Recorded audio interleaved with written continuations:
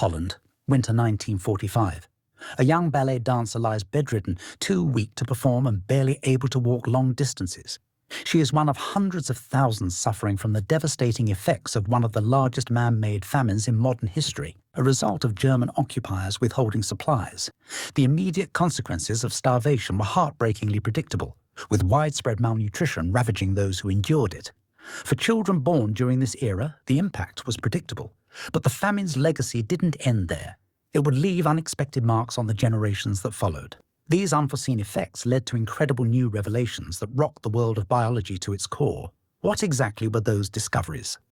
Let's find out. Hello and welcome. We're thrilled to have you join us as we explore fascinating and lesser-known stories from the history of science. The best part? You don't need any technical background, just an open mind and eager curiosity. Let's begin.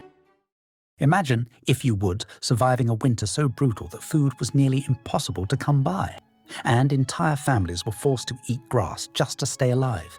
This may sound like a scene from a dystopian novel, but this was the grim reality for millions in Holland during the Hunger Winter, which occurred during 1944 and 1945 in the Netherlands, as World War II raged on, and it became quite clear that the people of Holland did not want to be part of Hitler's master plan. The miserable minions of the Third Reich limited rations and supplies to civilians. Combined with a bitterly cold winter, this created one of the darkest periods in the history of Holland. The human-made famine known as Hunger Winter was yet another war crime committed by the Third Reich.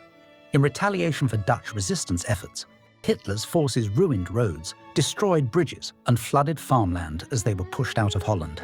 They also instituted blockades and restricted rations. The result? A terrible season where over 25,000 Hollanders died from starvation and malnutrition. Even those who survived were affected for life. One of the most famous victims was the actress Audrey Hepburn, though her future would involve Hollywood fame. She was so enfeebled by lack of food that she was forced to give up dance and develop numerous health issues. Millions of others who had lived through relative prosperity beforehand now had to deal with the aftereffects of near starvation. The Dutch population was relatively homogeneous, naturally tall on average, and had previously enjoyed good health. Moreover, the Dutch government maintained detailed records even during the war. Despite the harsh conditions, over 40,000 children were born during this time. The acute and well-documented period of famine, with clear start and end points, created the conditions for a large-scale, non-consensual experiment that would later become pivotal in understanding something known as epigenetics. Though nobody knew it yet, the terrible effects of starvation would not only be felt by those children, but by their children and even grandchildren. The youngsters who survived Hunger Winter grew up, but they were significantly shorter than those who had not been exposed to malnutrition. Females were over 4 centimeters shorter, while males were 3 centimeters shorter on average. Additionally, children exposed to famine in utero showed increased risks of cardiometabolic conditions, functional limitations, sensory impairments, and lower self-rated health in later life. The timing of exposure was critical. Those affected during early gestation, when organs are first forming, experience the most severe outcomes, including heightened risks of diabetes, cardiovascular disease, obesity, hearing impairments, and musculoskeletal deficiencies. Now, here's the amazing part. What's most astonishing is that these effects did not stop with the original victims. The grandchildren of those exposed to famine in utero also showed increased risks of cardiometabolic conditions, functional limitations, and sensory impairments compared to those whose ancestors were not exposed. While the effects in this third generation were less pronounced, they were still significant, providing clear evidence of intergenerational transmission of health risks. The effects on the children of Hunger Winter were less pronounced than in the original exposed population. The most astounding aspect of these findings is the revelation that life experiences can affect not only an individual but also their descendants, and this influence operates at a genetic level. Until relatively recently, the prevailing understanding of genetics held that an individual's genes were entirely inherited from their parents, and the only way they could change was through mutation. While environmental factors were known to influence development, it was assumed that these influences left no lasting imprint on DNA. The discovery of epigenetics, partially due to data analysis of Hunger Winter victims, shattered this belief. So how does epigenetics work? An analogy here is to view your genes as a piano keyboard. The notes, or the DNA, don't change, but epigenetics acts like the pianist deciding which keys to press and when. Certain environmental conditions, like starvation, can result in chemical tags being added to genes, altering how they function. And incredibly, these tags can be passed down to future generations.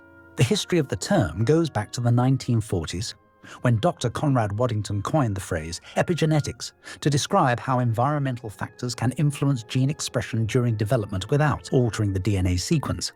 He conducted early experiments on fruit flies and chicken embryos, showing how changes in the environment could affect developmental outcomes. In the late 1970s, Dutch epidemiologist L.H. Bertie Loomy began shedding light on the lingering effects of the hunger winter. By analyzing birth records from an Amsterdam hospital, he discovered that women who were exposed to famine in utero were more likely to experience adverse reproductive outcomes later in life. In 2018, Loomy's research further revealed that babies conceived during famine may have developed slower metabolisms, a potential survival advantage during periods of scarcity due to epigenetic changes programmed in utero. Epigenetic phenomena are not unique to humans. They've been observed across a wide range of organisms. For example, water fleas exposed to predators develop hard shells as a defense mechanism. Astonishingly, their offspring are also more likely to be born with these protective shells, and these changes can affect multiple generations, even if the offspring of the water fleas aren't exposed to predation, thus illustrating how environmental pressures can influence traits in future populations. Though the field of epigenetics is still young, its implications are significant, and there is much more to learn about how environmental factors shape the health and resilience of future generations. Hopefully, these discoveries can be made without further war crimes. Thanks for watching.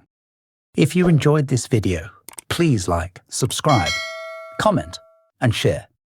It's really appreciated